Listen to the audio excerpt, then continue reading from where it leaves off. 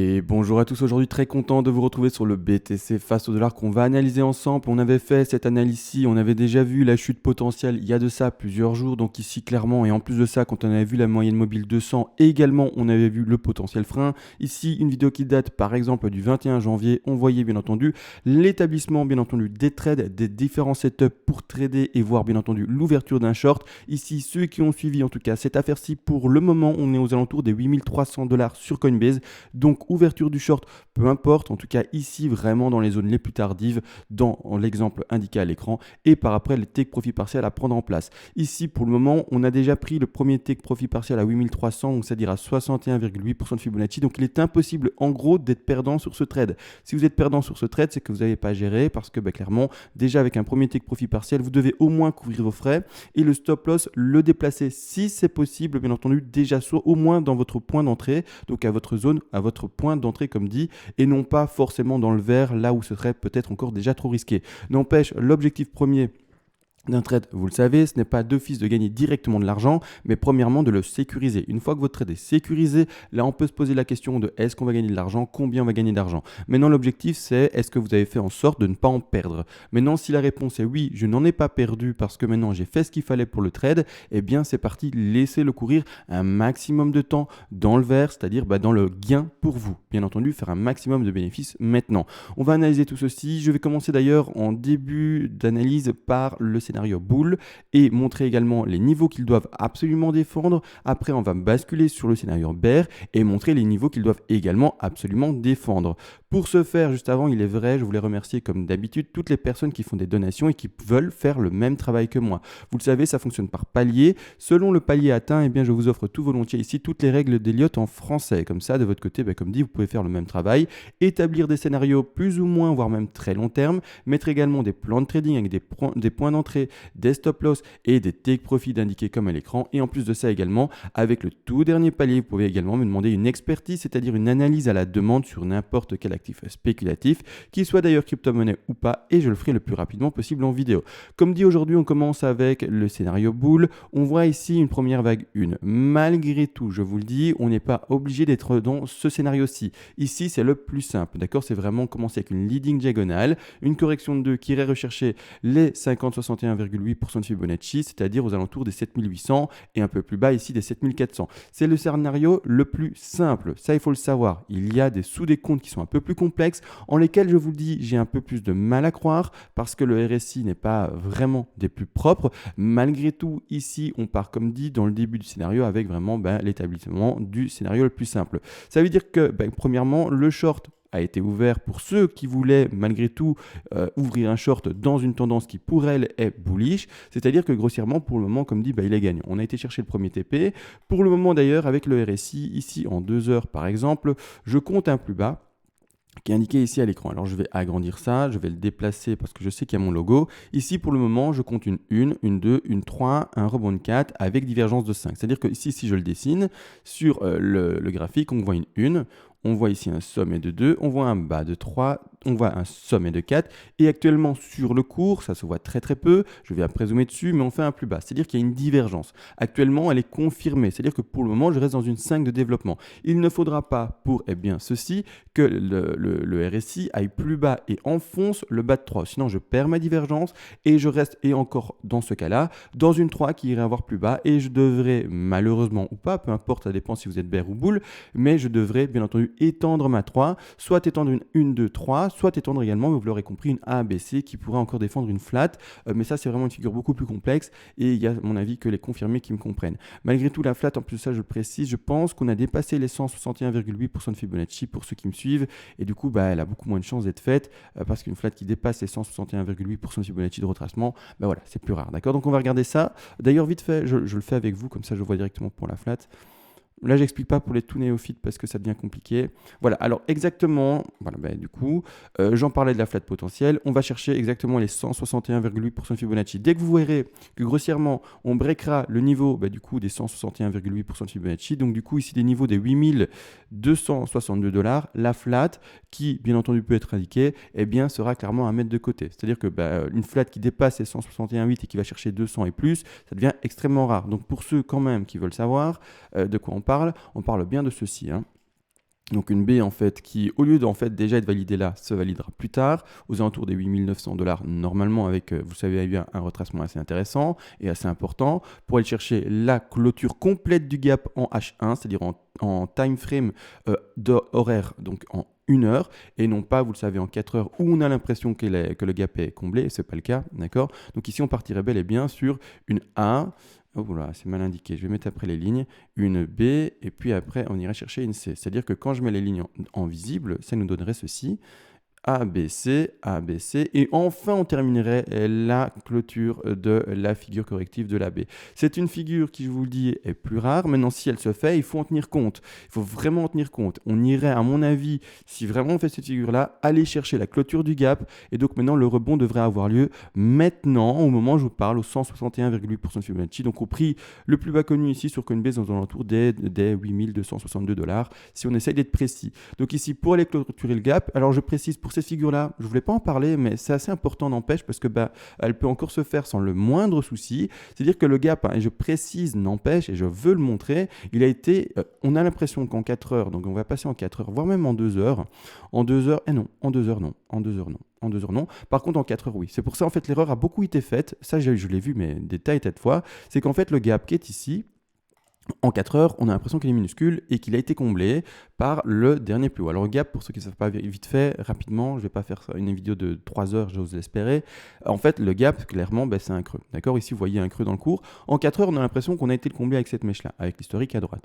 Malgré tout, en fait, déjà en 2 heures, ce n'est plus possible, mais surtout, en fait, il est extrêmement visible en horaire. En horaire, on le voit, en fait, le gap n'est pas du tout comblé. Alors, faites attention, il ne faut pas voir le gap comblé avec cette mèche-là. Faux.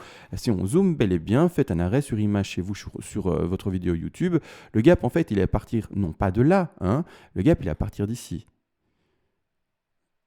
Hop, et puis il rejoint ici. D'accord. Là, la bougie rouge qui est à gauche ne concerne pas du tout le gap. Elle est avant. Le gap, le creux se fait après. Donc ici, pour le moment, il n'est pas comblé. Donc ça ne m'étonnerait pas. Je vous le dis déjà à l'avance, un petit rebond pour les rechercher ici. La zone des 8 918 $. Malgré tout, maintenant, si, encore une fois, on ne comblait pas ce gap parce que les gaps ne sont pas forcément comblés, il est vrai un gap à 8 chances sur 10. Encore une fois, ça c'est imagé, c'est illustratif pour donner un ordre d'idée.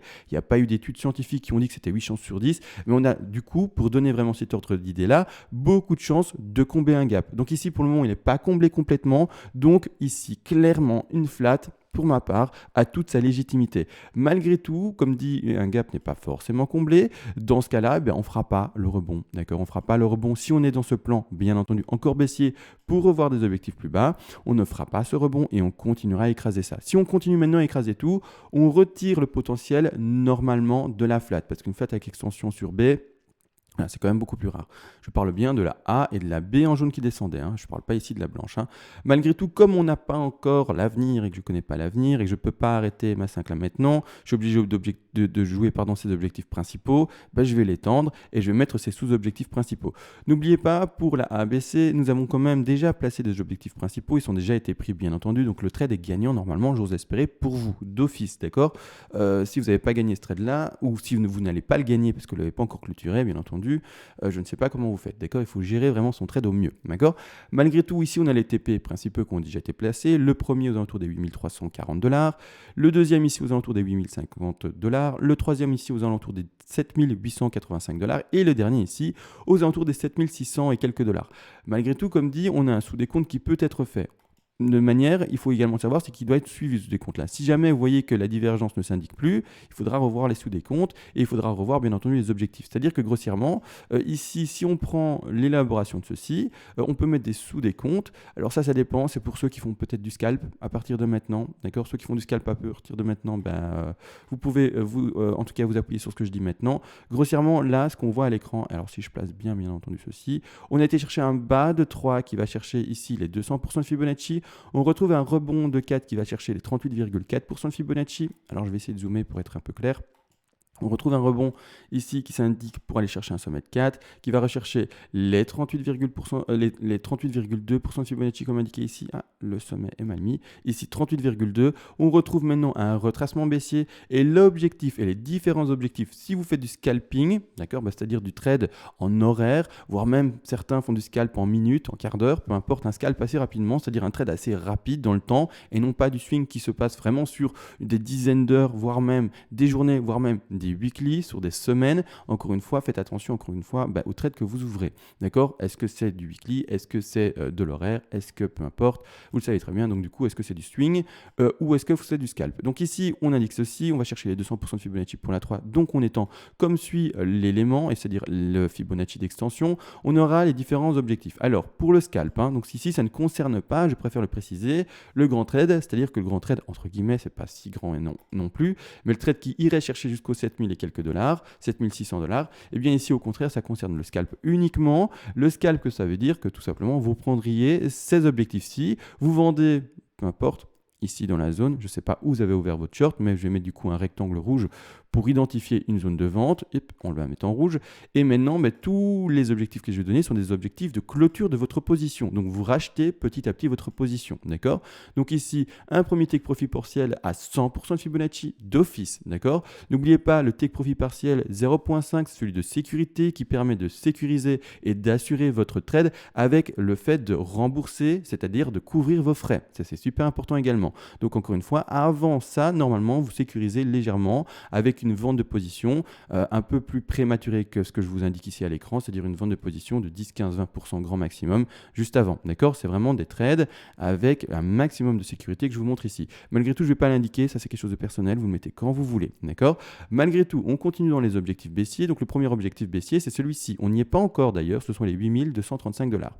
Le deuxième objectif baissier, ce sont ici les 161,8% de Fibonacci, c'est-à-dire un prix plus précis des 8119 dollars. Et on peut aller même plus bas, c'est-à-dire aller chercher carrément les 261,8% de Fibonacci qui sont ici.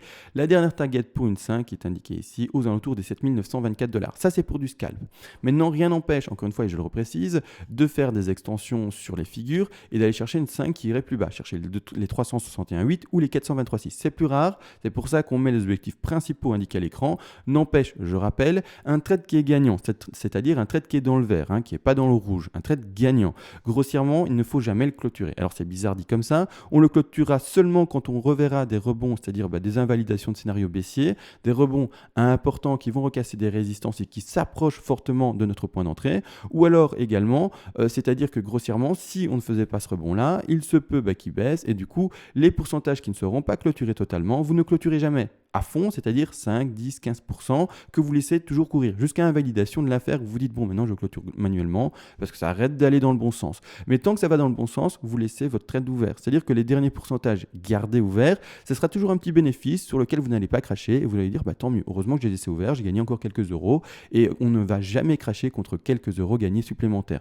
Donc l'extension, on la met pas de côté, on la garde bien entendu possiblement dans un coin de tête et donc du coup on garde, vous le savez, bien son trade ouvert. Donc maintenant ce petit trade en scalp a été vu. Ce que je voulais également indiquer maintenant, c'est surtout le plan que l'on peut aller chercher sur du trade qui est lui au contraire, vous l'aurez compris, dans un plan bear. Là actuellement, grossièrement, on est dans un plan bull. C'est-à-dire que les bulls, premièrement, surtout, vous devez, et n'oubliez pas ça, défendre cette zone-là. Si jamais vous voyez que les 7700 à 7400 dollars, 7500 dollars pour arrondir, se font écraser et que clairement le marché du BTC va plus bas, il faut commencer à se poser des questions. Est-ce qu'on est réellement encore dans un marché bull? Ce n'est pas parce qu'en plus de ça, une 2 écrase ces niveaux-là qu'on n'est plus dans une 2. C'est juste que de manière statistique, on va quand même le montrer ça, il faut que je le montre, parce que c'est super important de comment est-ce que je définis finalement un scénario bull ou pas, avec ses chances ou pas d'être bien entendu réalisé. Grossièrement, en fait, si on va dans les objectifs de 2, on a plus que 15% des deux qui corrigent au-delà, c'est-à-dire à plus de 61,8% de Fibonacci.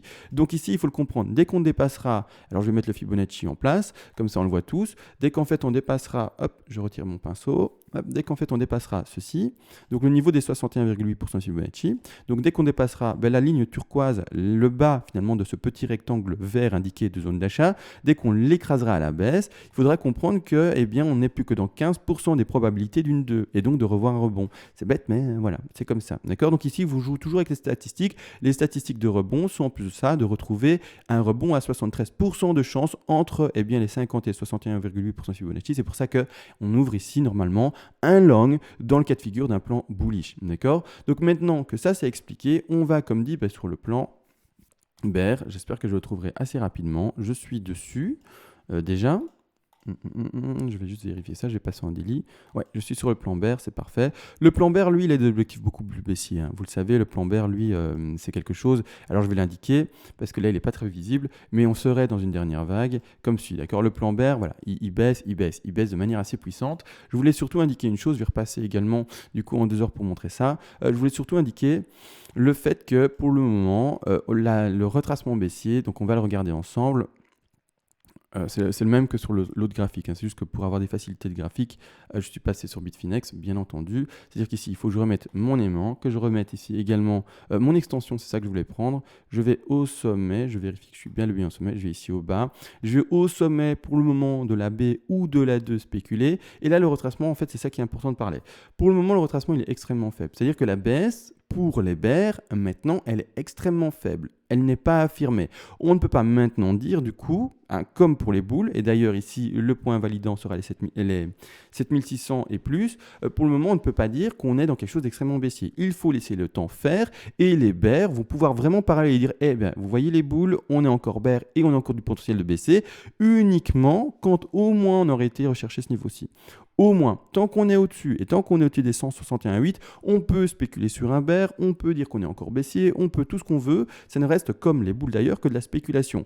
Le niveau finalement que les boules doivent défendre, c'est à partir de 7600 à 7500, 7400 $. Mais le niveau que du coup les bears doivent réussir à battre, c'est à partir de ce niveau-ci. C'est-à-dire que les bears, vous allez devoir réussir à tout chasser à la baisse, tout casser à la baisse et aller en dessous du niveau des boules. Les boules, clairement, vous devez défendre ça. Les bears, au contraire, pour affirmer votre position et dire, vous voyez, on vous a mis un petit coup et on continue à baisser et on va aller voir peut-être plus bas. Dans ce cas-là, il faudra casser ce niveau-là. Pour le moment, on est seulement au niveau des 61,8% de Fibonacci, presque 76,4, on est nulle part. D'accord. Pour le moment, on observe, on espère que ça continue à baisser, bien entendu, dans le trade. C'est-à-dire que grossièrement également, ça veut dire et surtout indiquer que là, on serait uniquement, à cause de cette vague-là, uniquement dans ceci. Je vais l'indiquer, je vais mettre les vagues de plus grande envergure, je vais mettre en plus épais ici. On serait dans une 1, on irait chercher une 2, soit déjà maintenant, soit avec la flat expliquée, d'accord, que j'ai expliqué en début de vidéo, mais actuellement avec les bougies qu'on connaît, je suis obligé de m'arrêter avec la 2 là. Pardon, excusez-moi, et de pas trop spéculer, c'est-à-dire qu'ici, je ne vais pas pouvoir arrêter une 3 par exemple dans cette zone-là, et puis faire une 4, et puis une 5, d'accord.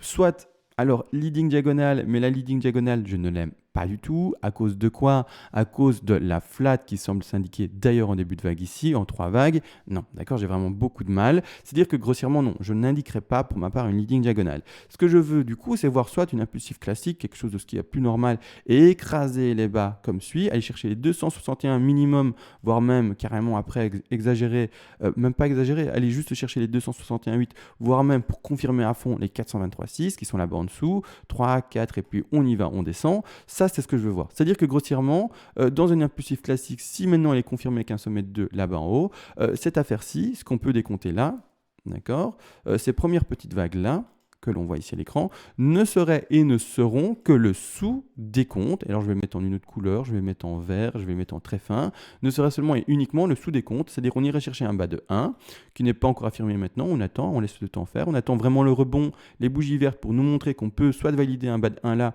ou plus bas avec les prochaines bougies rouges, peu importe, avec les objectifs qui ont été montrés d'ailleurs dans le plan boule, avec les objectifs baissiers pour le scalp et également pour la grande ABC, peu importe, ici bas de 1 que j'ai placé de manière hasardeuse maintenant parce que je ne sais pas quand va s'arrêter maintenant les bougies rouges, je suis en avant sur le cours, après rebond de 2 qui devra aller rechercher un objectif de 50, 61,8, après 3, 4 et puis 5. Ici, c'est-à-dire que du coup, les premières vagues que l'on peut reconnaître ici, s'il y a rebond, et on ose espérer qu'il y a un moment où il y ait du rebond, ce ne serait pas normal qu'il n'y ait pas de rebond, ne seront et ne seraient du coup que les premières sous-vagues des plus grandes vagues. Alors ici, je vais mettre en retrait Ceci, ça me gêne.